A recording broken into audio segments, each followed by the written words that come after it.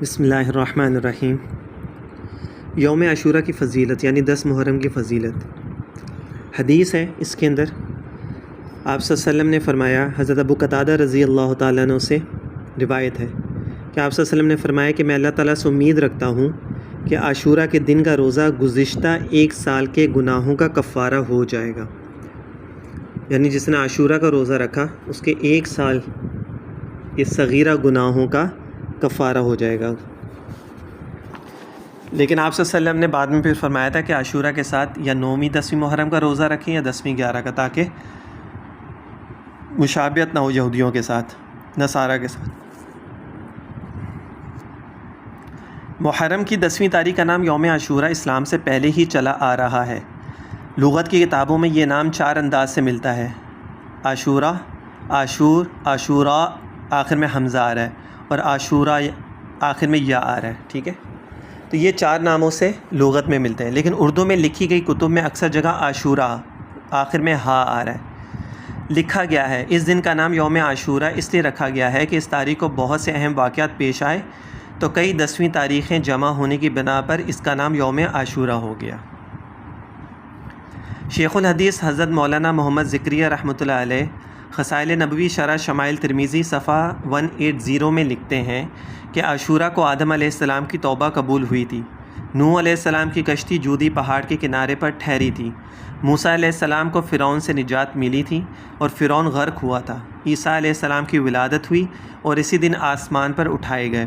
اسی دن یونس علیہ السلام کو مچھلی کے پیٹ سے نجات ملی اور اسی دن ان کی امت کا قصور معاف ہوا۔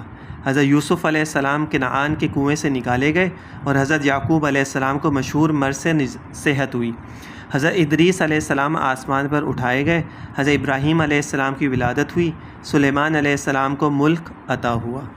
حضرت عبداللہ بن عباس رضی اللہ تعالیٰ عنہ سے مروی ہے کہ آپ صلی اللہ علیہ وسلم مدینہ تشریف لائے تو یہودیوں کو عاشورہ کے دن روزہ رکھتے ہوئے دیکھا۔ آپ نے ان سے پوچھا کہ تم اس دن کیسے روزہ رکھتے ہو؟ یہودیوں نے کہا کہ یہ بڑی عظمت والا دن ہے، اس روز خدا نے موسیٰ علیہ السلام اور ان کی قوم کو نجات دی، فرعون اور اس کی قوم کو غرق کیا۔ موسیٰ علیہ السلام نے شکر کے طور پر اس دن روزہ رکھا، اس لیے ہم بھی رکھتے ہیں۔ آپ صلی اللہ علیہ وآلہ وسلم نے فرمایا، ہم تم سے زیادہ موسیٰ علیہ السلام کے حقدار ہیں، بس آپ نے خود بھی روزہ رکھا اور دوسرے لوگوں کو بھی روزہ رکھنے کا حکم فرمایا۔ رواہ بخاری مسلم و مشکات کی حدیث ہے یہ۔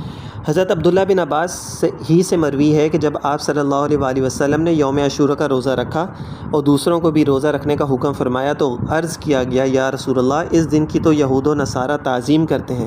تو آپ نے فرمایا، اگر میں آئندہ سال زندہ رہا تو 9ویں تاریخ کا بھی روزہ رکھوں گا۔ رواہ مسلم اور مشکات کی یہ حدیث ہے۔ تو اس سے پتہ چلتا ہے کہ آپ صلی اللہ علیہ وسلم نے پہلے دفعہ تو آپ نے 10ویں محرم کا یعنی یوم عاشورہ کا صرف روزہ رکھا، لیکن آپ نے آئندہ کے لیے صحابہ کو یہ تلقین فرمائی تھی کہ اگلے سال انشاءاللہ تعالیٰ اگر زندگی رہی تو 9ویں 10ویں یا 10ویں 11ویں کا ایک روزہ اس کے ساتھ ضرور ملائیں گے تاکہ مشابہت نہ ہو۔ لیکن اس کے بعد آپ آئندہ محرم آنے سے پہلے وصال فرما گئے۔ جمع الفوائد میں ارشاد نبوی صلی اللہ علیہ وآلہ وسلم منقول ہے، تم عاشورہ کا روزہ رکھو اور اس بارے میں یہود کی مخالفت اس طرح کرو کہ ایک دن پہلے یا ایک دن بعد کا روزہ بھی رکھ لو۔ جمع الفوائد ہی میں ایک روایت منقول ہے کہ رمضان کے روزوں کی فرضیت سے پہلے عاشورہ کا روزہ فرض تھا، لیکن جب رمضان کے روزے فرض ہو گئے تو پھر جس کا جی چاہتا عاشورہ کا روزہ رکھتا اور جس کا جی چاہتا نہ رکھتا، یعنی مستحب ہو گیا، لیکن رمضان کے روزوں سے پہلے یہ فرض تھا۔ حضرت عبداللہ بن مسعود سے روایت ہے کہ آپ صلی اللہ علیہ وسلم نے ارشاد فرمایا، یعنی جس شخص نے عاشورہ کے دن اپنے اہل و عیال پر خرچ میں فراخی کی تو اللہ تعالیٰ تمام سال اس کے رزق میں فراخی فرما دے گا۔ تو 2 کام ہو گئے عاشورہ کے دن میں کرنے والے، ایک روزہ رکھنا اور ایک اپنے اہل و عیال کے اوپر زیادہ خرچ کرنا، کھانا زیادہ پکانا اور اہتمام زیادہ کرنا کھانے کا۔ تو اس کی برکت سے اللہ تعالیٰ پورے سال رزق میں برکت عطا فرماتے ہیں۔ ان تمام ارشادات نبویہ صلی اللہ علیہ وآلہ وسلم سے معلوم ہوا کہ 10ویں محرم کا تعلق اسلامی تعلیمات سے بہت گہرا ہے، اور یہ دن ہر مسلمان کے لیے ارشادات نبویہ صلی اللہ علیہ وآلہ وسلم کے مطابق قابل احترام ہے، لیکن اس دن کو صرف حضرت حسین رضی اللہ تعالیٰ عنہ کی شہادت کے ساتھ مخصوص سمجھتے ہوئے صرف ایک مخصوص فرقے کے لیے یوم عاشورہ کو خاص سمجھنا بہت بڑی غلطی ہے، جبکہ حضرت حسین کی شہادت کا واقعہ آپ کے وصال کے تقریباً 50 سال بعد پیش آیا اور آپ کی وفات سے قبل ہی دین اسلام مکمل ہو چکا تھا۔ حکیم الامت حضرت مولانا اشرف علی صاحب تھانوی رحمۃ اللہ علیہ اپنی کتاب زوال السنہ ان اعمال السنہ صفحہ 5 پہ پیج نمبر 5 میں تحریر فرماتے ہیں کہ محرم کے اعمال میں صرف 2 عمل وارد ہیں، ایک عاشورہ کا روزہ اور دوسرا یہ کہ اپنے اہل و عیال پر زیادہ خرچ کرنا، یعنی زیادہ کھانا وغیرہ یہ پکانا۔ تو اس کی برکت سے کہ پورا سال اللہ تعالیٰ رزق میں برکت عطا فرماتے ہیں، اور اس میں سے کچھ اگر محتاجوں کو، غریبوں کو بھی دے دیا جائے تو کچھ حرج نہیں ہے اس میں سے۔ لیکن اب جو لوگوں نے رسوم اپنی طرف سے گھڑ لی ہیں وہ سب فضول، واہیات اور گناہ کی باتیں ہیں۔ خلاصہ یہ کہ اس دن مسلمانوں کے لیے 2 کام مستحب ہیں، عاشورہ کے دن کا روزہ رکھنا اور اس کے ساتھ ایک دن یا 9 یا 11 محرم کا شامل کر لینا۔ گھر میں ہر روز کے مقابلے میں کھانے کے اندر اپنی حیثیت کے مطابق کشادگی اور فراخی کرنا، اور اس سلسلے میں مذکورہ حدیث پیش نظر رہے۔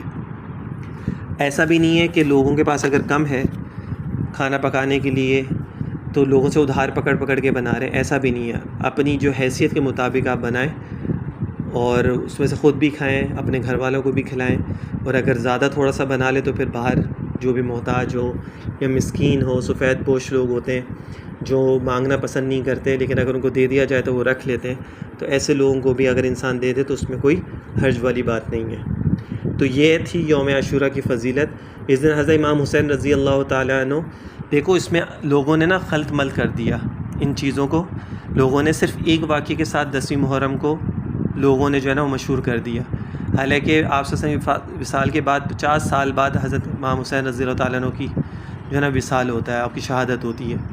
تو بیچ میں جو 50 سال آتے ہیں یا جو اتنے 10ویں محرم آتی ہے تو اس میں تو یہی چیزیں زیادہ اہمیت رکھتی تھی نا جو میں نے ابھی آپ کو گنوائی ہیں، حضرت یونس علیہ السلام کی، حضرت ادریس علیہ السلام کی، حضرت عیسیٰ علیہ السلام کی، حضرت موسیٰ علیہ السلام کی، حضرت آدم علیہ السلام کی، حضرت نوح علیہ السلام کی، تمام بڑے بڑے انبیاء کی ہے۔